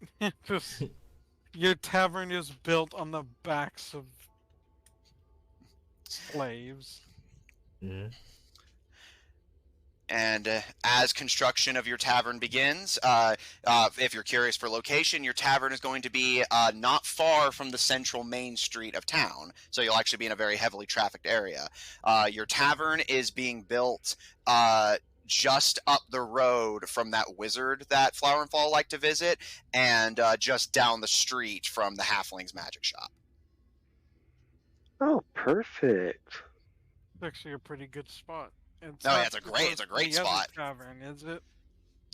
It's about like a couple blocks away from the other tavern, but bear in mind, Tortage has a lot of taverns, because, you know, there sailors and thieves everywhere, so everyone drinks. So it won't be that big of a deal. The entire population is basically 80% alcoholics and 20% people who don't want to admit they're alcoholics. So you There's a likely... tavern, inn, and also shop. And also inn. Mm-hmm. Yeah, because most, I mean, that just comes with being a tavern. No, actually, being a tavern and being an inn are different. Really? Yeah, a tavern is just a place that serves food and drinks. An inn is a place where you sleep. I thought, like, historically, they were usually one and the same. They would Sometimes. often combine themselves, but not all the time. It's a common misconception. Yeah. All right. True. And we've already discussed the cost, so feel free to deduct the discussed amount of money. Oh, I'd Now already we run a done that when we business. talked about it. And while you're overseeing construction of your tavern, the slavers assist you in the building. What else are you going to be doing during the downtime? He wanted to go back into the ocean and keep salvaging, Okay. Anything and else? he also wanted to try to get a proficiency with wood carving tools. Okay. Make a... And you said that the survival would be with a disadvantage because Yes. of everything else. Yes, so make a survival check at disadvantage. Why is it a Okay. disadvantage? Because he's doing a Because bunch of other he's stuff. doing so many things in such a short Yeah. time that his focus is going to be. Basically, imagine if you had to do that. You're overseeing construction of a bar, shop, hotel, while also teaching yourself wood carving, while also scavenging shipwrecks, while also seeing to your day-to-day needs. And you said it was survival, correct? Yes. That's how I feel every week. Yeah. So, sir, you need me to roll? Well, I got it. Okay, cool. I'm stopped for the night now. Okay, cool. In that case, proceed.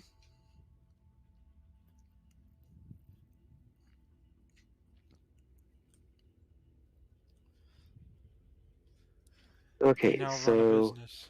it is a 15. All right. With a 15. Searching the shipwrecks of the turbulent seas around Tortage is never a easy proposition, but you're getting, as you're getting stronger and stronger, you're getting better and better at going deeper and deeper. So you're able to get further into the shipwrecks that you may have had to pass up on or before now.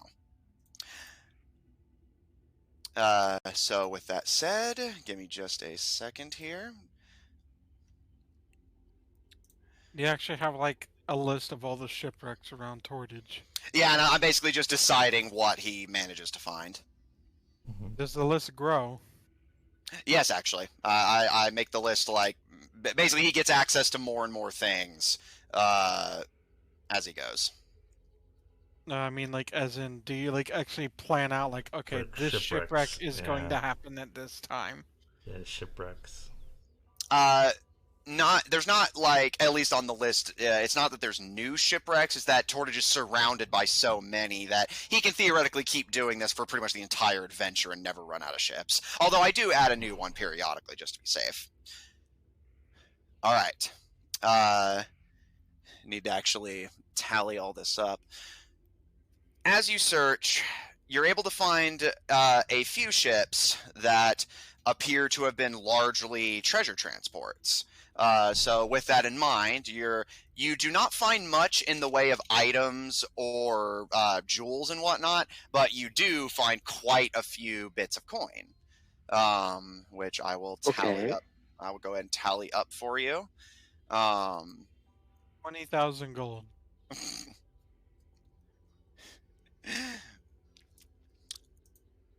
While I'm doing that, Avaven, over the course of the downtime, what will you be doing?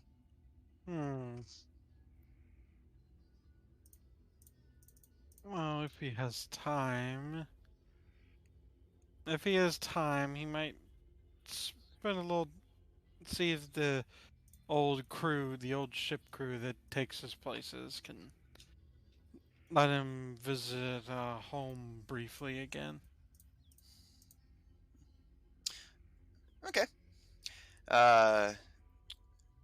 You're gonna make a run home for a visit. Anything particular you'd like to do while you're there, or just stay with family for a little bit until the adventure calls you again. Does he mention this to Greylock? He could speed him along on getting there at least. How can he do that? I have a spell that will instantly allow you to get there. Teleport. Or Transportation, teleportation by plants. Via plants, yeah. And he's seen your town, so he transport you there almost instantly. Matthew, Yes. would this count as using a plant in his society? No, because it doesn't drain the plant in any way. Like, you're not taking from it. It's just like it's just there. Okay. Doesn't affect it. So it's culturally acceptable. Yes. Okay. All right. You Since sure this is down. You sure this isn't going to turn me into a plant? Positive. Very well then. Okay. How do I then get back?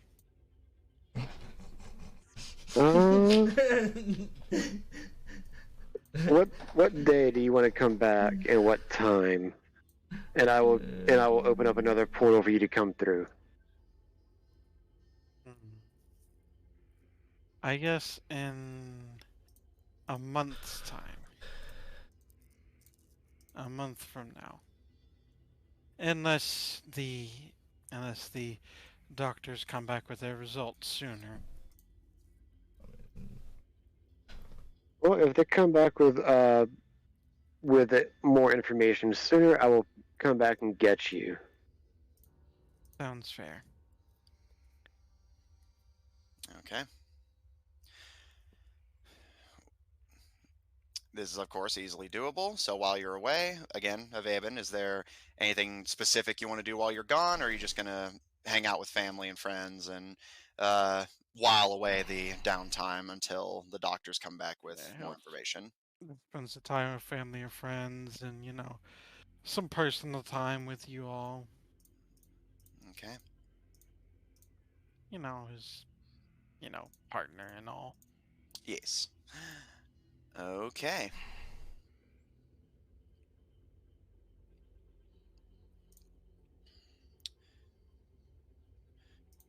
Do-do-do. But I guess Greylock is also going to hire people to work at his new tavern. Might Okay. be beneficial. All right. How many people do you want to hire, and what roles do you want fulfilled? Is that going to be like some a regular waitresses, payment? Yes. cooks, and maids, of course, to help upkeep the inn. Yeah, you need someone. I'd say about, and of course, I definitely need a couple bouncers. You also need a bartender. Yeah. So pretty much the basics for what would be needed. Like about 20 people, maybe. Okay. Okay. So I'll just to make this easier, cooks and bouncers will cost you 2 gold a day, and maids and bartenders and things of that nature will cost you 2 silver pieces a day. Okay. Just returning D&D. Can you help me keep track of that? Why not? I mean, yeah, there's systems for it, so Yeah. might as well. I thought about. Yeah. Can you help me keep track of the money amounts and stuff? I mean, of course, just basically like with those expenses noted, like how many of each are you comfortable paying for? So yeah, like I said, the bouncers and cooks will each one would cost you 2 gold and per day, and each maid and bartender would cost you 2 silver per day. We'll do 2 about 2 to 3 bartenders. Okay. 3 cooks. 2 bouncers. Okay, 2 cooks, and 2 then bouncers. The rest maids. Mm-hmm. Maids and waitresses. Yeah. Okay. Because I want this to succeed. You should basically set up a system where they pay themselves from the money they make, because you're going to be away for a long time. All right. Okay, Yeah, so I'm of course going to have someone in charge of it all while I'm gone. System. That was pretty good. All right. Okay. So that's it's basically in total 17 maids and bartenders and such, and 3 in total between cooks and bouncers. No, 3 cooks and 2 bouncers. That's 5 okay. total Three for that. Okay. So that'll, in that case, if you want 20 to be your total, then that's 5 skilled, 15 unskilled. Got it. And then you have to think about supply. Well, he's already paid for supplies, but at this point he's just paying for He might need a manager to manage the place while he's gone on his adventure. Yeah, Yeah, he's gonna look into one of those as well. All right, that'll be an additional skilled hireling. Basically, someone to, well, Greylog's way, keep things running and keep people paid.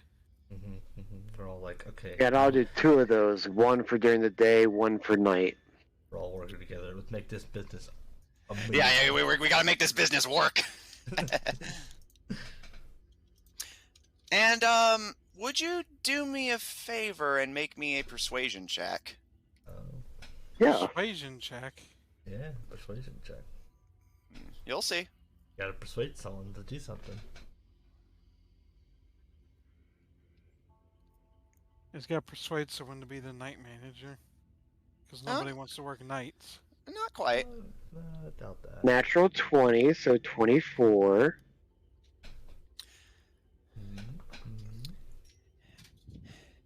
As construction reaches its halfway point, so like about 2.5 weeks in, Avaben's off visiting family in Sherwood. Paul's up to his training at the docks. The twins are visiting friends in Tortage, and Asari's seeing to their research. Eventually, one of the slavers who received your bribe money to build on their land approaches you as you're overseeing the construction site. And you can see he's a sharply dressed Tortasian native. Dark hair, a thick black beard, a red cap over his head, smoking a cigar, a very nice looking one, and wearing just these very simplistic green work clothes that kind of blend into the jungle trees across town. And as you're overseeing construction, he kind of pats you on the shoulder and kind of gives you a wave and holds out an extra cigar to you.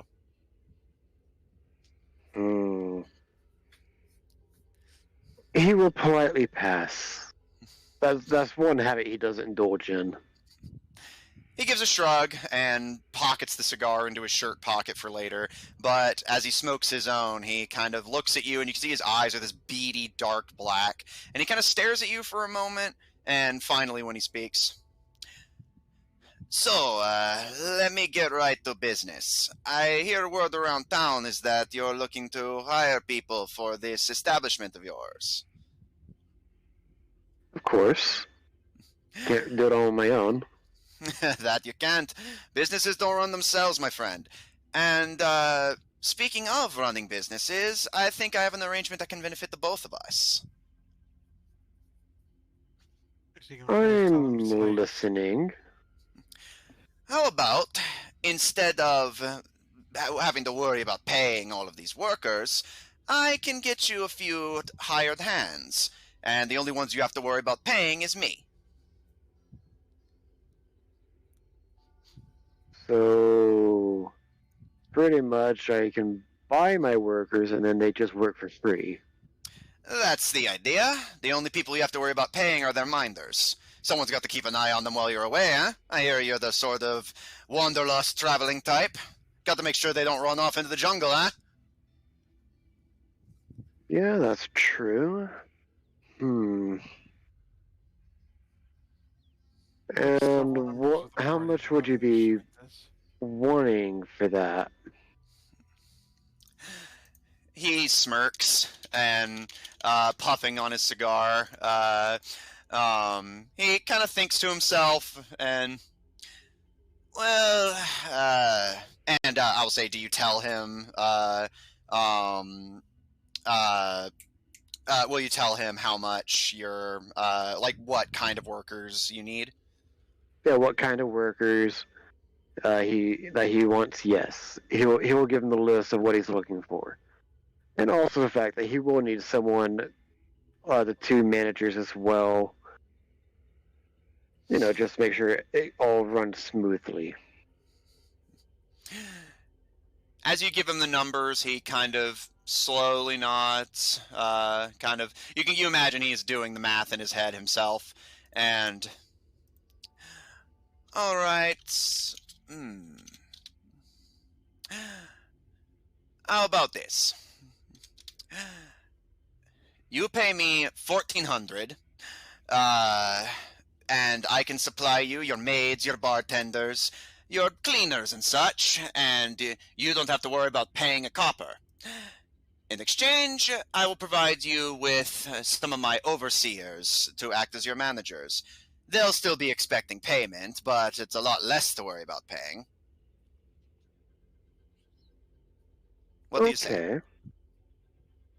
So he's pretty much covering everyone that he needs for Yeah, 14. so basically to break down the math of what he's offering you, what you need to run this place based on what you want is 6 skilled hirelings and 14 unskilled hirelings. Normally you would be paying 2 gold a day for the skilled hirelings and 2 silver a day for the unskilled. But what he's offering you is that instead you give him a one-time payment of 1,400 gold. He gives you 14 slaves who work for free, and in exchange, you just have to do that one-time payment and pay the skilled hirelings who, instead of having to manage, who's getting paid, how much, all they're doing is making sure the slaves don't escape.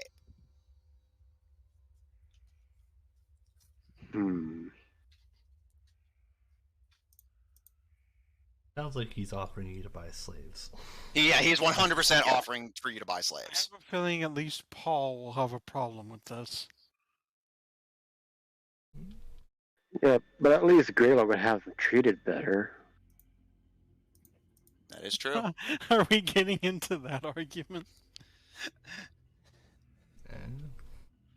Or is that, Also- or most of these people would probably be going, like, for lack of a better way to put it, into prostitution, stuff like that. True. Sometimes you gotta pick the lesser evil. Yeah, I mean, sometimes you have to work within the system to help out.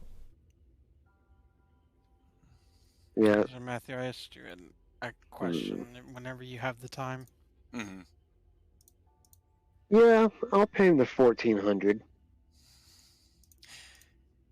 He gives you a smile and a pleasure doing business with you, friend. I'll have the cargo delivered as soon as the construction is completed. Don't worry.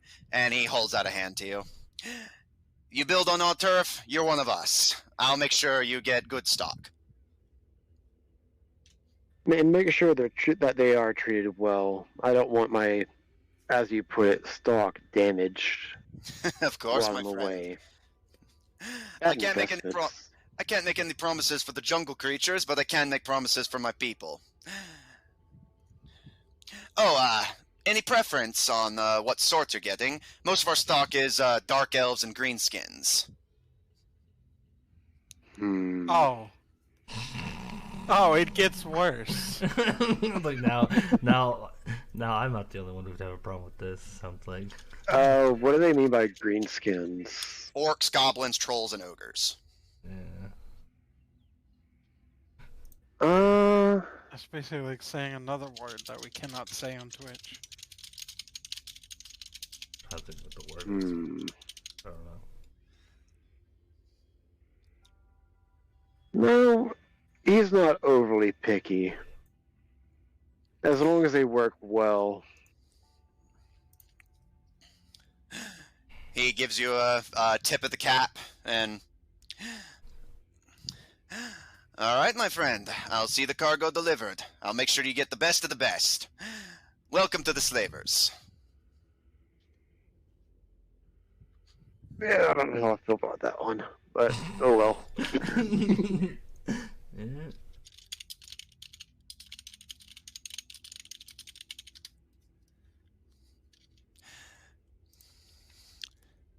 With that established, boy, I love fucking with my parties.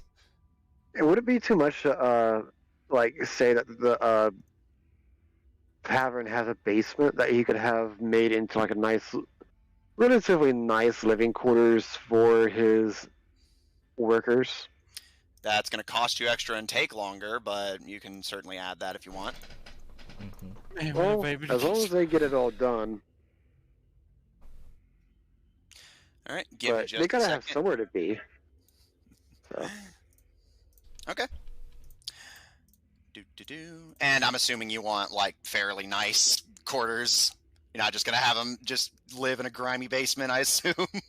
No, they will have, like, each one will have, like, it won't be a huge room, but it'll be a nice room. It'll have a bed, the basics.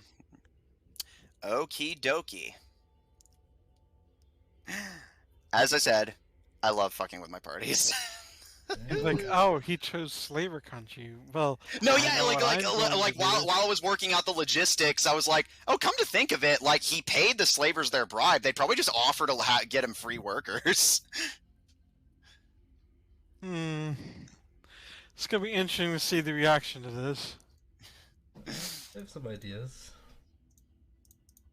Is Paul gonna set the slaves free? I mean, yeah. Like to be fair, the reason I'm not too worried is remember, yeah, that is always an option. Like now that you have them, you can do whatever you want, so you can totally just set them free and pay them anyway.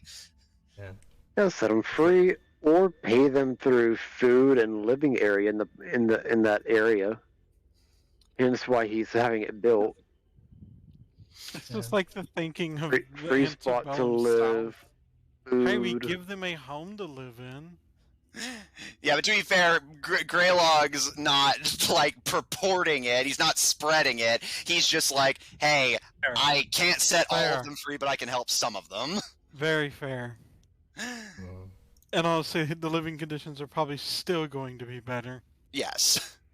Speaking of, all right. So to make this to give this place functional living conditions for now, I will say, would you be okay with them just living in the inn area if that means less rooms, or do you specifically want them to have their own basement area to live in? Specifically, Basement area, because the upper area will be for paying customers. Okay. Those are for the For lack people of better who way to have put money. it. Don't. Look at me. Yeah, I like the he kind of tell he shriveled up as he tried to say that, like the paying customer. Well, it's like he's got to make a profit from this place. He's trying to do good here, but he's got to make a Fucking profit. with my part, because we have not gone into at all the fucking fucked up shit that happens in Torridge. I'm so glad. All right, It's kind of like- that'll be an extra 2,500 to have this installed.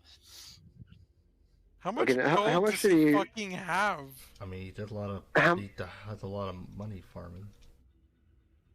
Okay, how much did he get from the deep-water fishing Yes, excavations? I wasn't sure if you wanted to cover that first. So yeah, 2,500 and an extra 2 weeks of construction to get the basement built. Yes,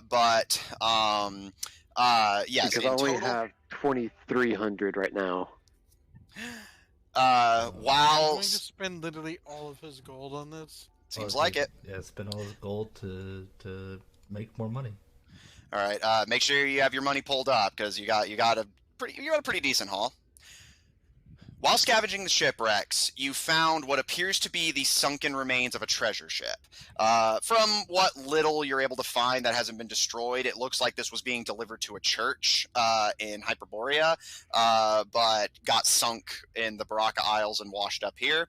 And you managed to collect pretty much everything they were going to be sending to this church, which is 12 platinum pieces. That's what? Well, Platinum. that's like 120 gold, right? I believe so, yes. Yes. So yeah, 12 platinum pieces, 298 gold pieces, Okay. 195 silver pieces, Okay. and 207 copper pieces. Okie dokie. So that's your total haul.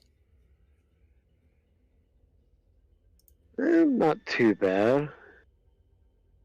You made it seem like it was gonna be a lot more. That's a lot of gold in total, to be fair. I mean, it's a lot to the aspect of like, yeah, that's The average person in this world. yeah. The problem is for adventure that can go gone in like one shopping trip. Yeah, he's about to spend all that right now. Yep, he just did. He has 335 gold worth now. Alright, but that did give you enough to get the basement installed? Yes. Okay. Does he generate income from this? Yes, he will, actually, but he needs to wait till it's done. And he probably needs to have to actually collect it, right? Yeah. Yes. But, I mean, you guys stop here after literally every adventure, so... With that, is that everyone's business covered? Yeah. Plus, after this adventure's done, he has a place to work with. Yeah. True. Yeah, so that, Yeah, I mean, he that also basically gives me gets my, free board. Oh, apparently I already had carpentry tools as a proficiency. We can go ahead and grab another one then, since you already invested the time into it. In the meantime, Greylog, as you oversee construction, Avaben, training and wandering about Tordage, Wait, Paul... what? Huh? I thought Paul was the one who was training. Well, yeah, Maybe he went because home. whenever you messaged me, you said that you would also be, like, just, you know, keeping up on training your new abilities, so I figured you'd be doing that while you're resting. Yeah, but he not in Tortage. Or at least not for like a month. I don't know if they're there for multiple months and spend the rest of the time in Tortage. Greylog, as you're salvaging the treasure shipment, you send Avaben home to rest with family. Paul spending a lot of time with the Terrorfang triplets, who you managed to cure of their vampirism. And Asari, keeping the warning words of the Boomerganger's leader in mind, you, Asari, and the professor continue your research. And after about a month, you arrive at the conclusions that I sent you over personal messaging. And with that, you send out Anna to spread the word. Paul, as you're training on the docks. Greylog, as you're overseeing construction of your tavern. The above-ground portion has been finished, but now they're digging out the basement, and I'm assuming you want to wait until that's finished to have your workforce transported in? Correct. So the above-ground section is completed, but the basement is still being dug out, so it's not open for business yet. The twins hanging out with Magar the Mighty Mage, and Greylog, assuming you want to do what you suggested earlier and just use transport via plans to go fetch Avaben and bring him back. Correct. Avaben, a month into your stay, Greylog returns to inform you that the professors have found the next key, and you part from your family and lover to return to Tordage, bow over your shoulder and ready to resume your adventure. Asari, one by one, Paul, sweating from his training, Flower and Fall, smiling and happy from their visit with their friend. Greylog, hands a bit calloused from overseeing the construction and woodworking, and Avaben looking refreshed and relaxed. One by one, begin to pile into the laboratory, and Anna slides around her notes into a presentable fashion. Paul, you managed to catch various maps, the compass laying freely, and multiple scrawled chicken scratch notes. And Blue Moon, the assassin who still claims rights to the compass, leans happily on the table, almost deliberately sitting on top of some of Anna's notes, and Anna kind of scowls at her. And your disguised feathered serpent companion leans through the doorway, those who own the artifacts having some right to know where the next ones will be and where you're going next. And as everyone gathers, Asari gives a smile, and Anna turning to the Dragonborn. All right, I think we've got what we need to find the next key. Asari, you want to pass on? Well, Amanda forgot his name. The robot man. Oh, well, Again, we he never didn't gave get a it. name. Okay. That would explain why I don't fucking remember his name. Anyway, robot guy wasn't too far off. The next hang on, I gotta go back to the message. The next key is the Spelltwin Wands, as he said, and the compass, interestingly enough, has been kind of giving us leads to that Lake Thalasso and Yav, which I found interesting. It's in a country called Tabadra, which recently came into new leadership. So it could be a bit of a wild card, but sounds promising. Anna gives a nod, and the Spelltwin Wands are said to be able to duplicate spells from anywhere in the world. You cast a spell through one wand, and it replicates through the other without draining your magic. So there's 2 of them? Aye, but from the looks of it, they seem to lead to the same place.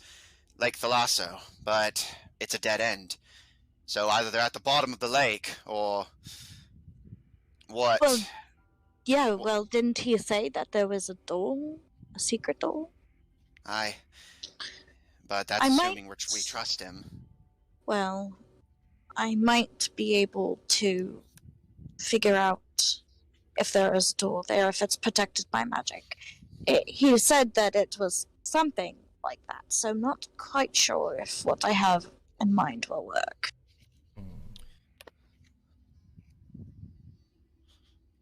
Well, he also said to talk to that demon. Yes, it does seem that it goes in Eat's territory. So maybe if we talk to Eats, maybe they can get us the wands. We just got to give them information. You wouldn't happen to have anything on spell breaking, like curses or anything, like a book on that? I have a few, but that's mostly wizard stuff. You'd have to talk to Maggoth for more, but I doubt it's going to be that easy. This is a curse set by the gods. Eat's been trying to break it since the Third Age began, probably even longer, and hasn't had any luck. Do we have any allies in Yav? I think the first mate of the breakers from Yav.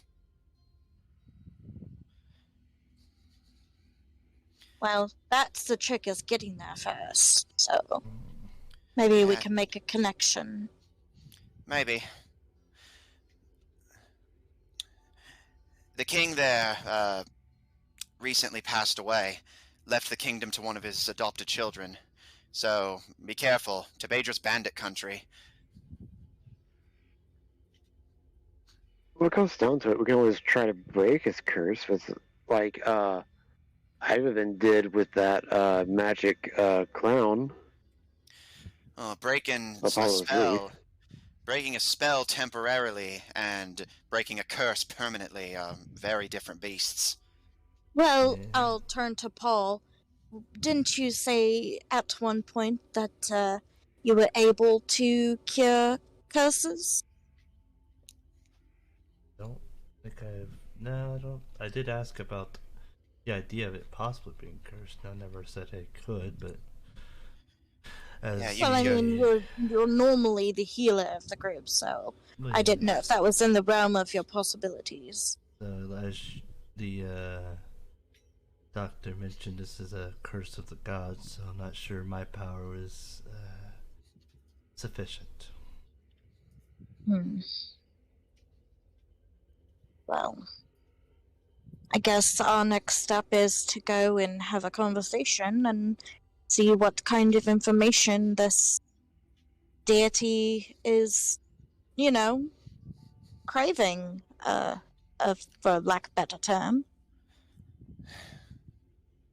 Sounds good. Everybody pack warm. Yav gets cold. Oh, the cold doesn't bother me. Anna kind of rolls her eyes, but kind of playfully elbows you as she gathers up her notes. And I think I'm going to tag along for this one. Dealing with a bunch of pirates is one thing, but I at least want to make sure I'm in the area. Besides, I've always wanted to see the Shadow Lily Confederacy.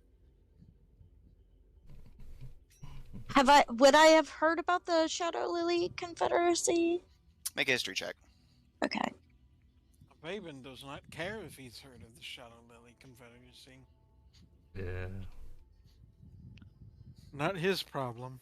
Sorry, my brain's not working. What kind of roll? History. Yeah, 'cause you're trying to I recall rolled a something. natural 3, so 10.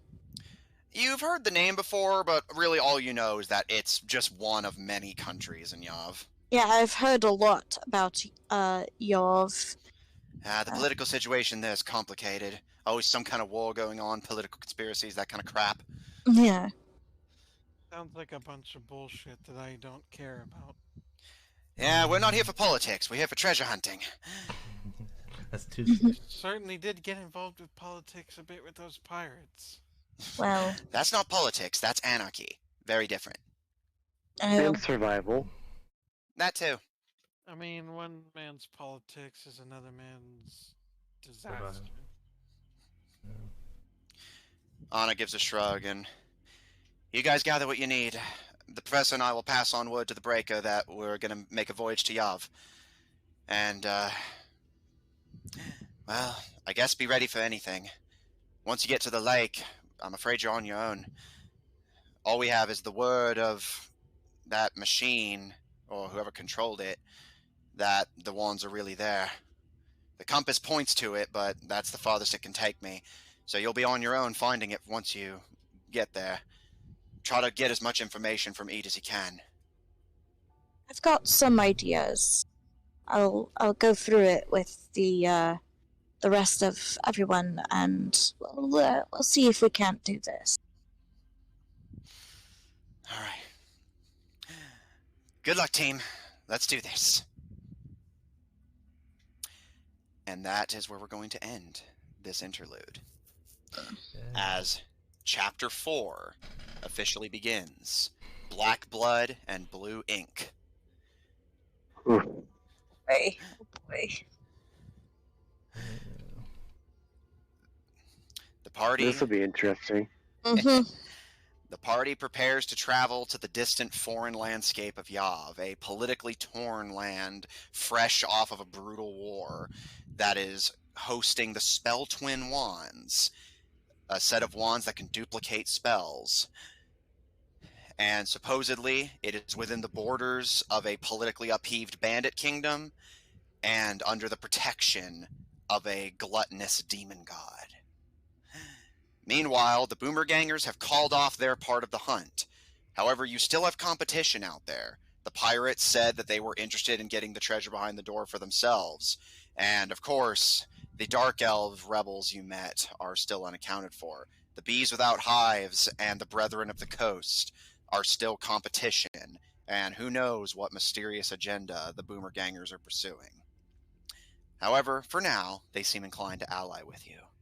As you travel into foreign lands, a new adventure and chapter begins. Check out our website at officiald5hub.info, resurrected from the grave like a filthy necromancer jumping from one campaign to another.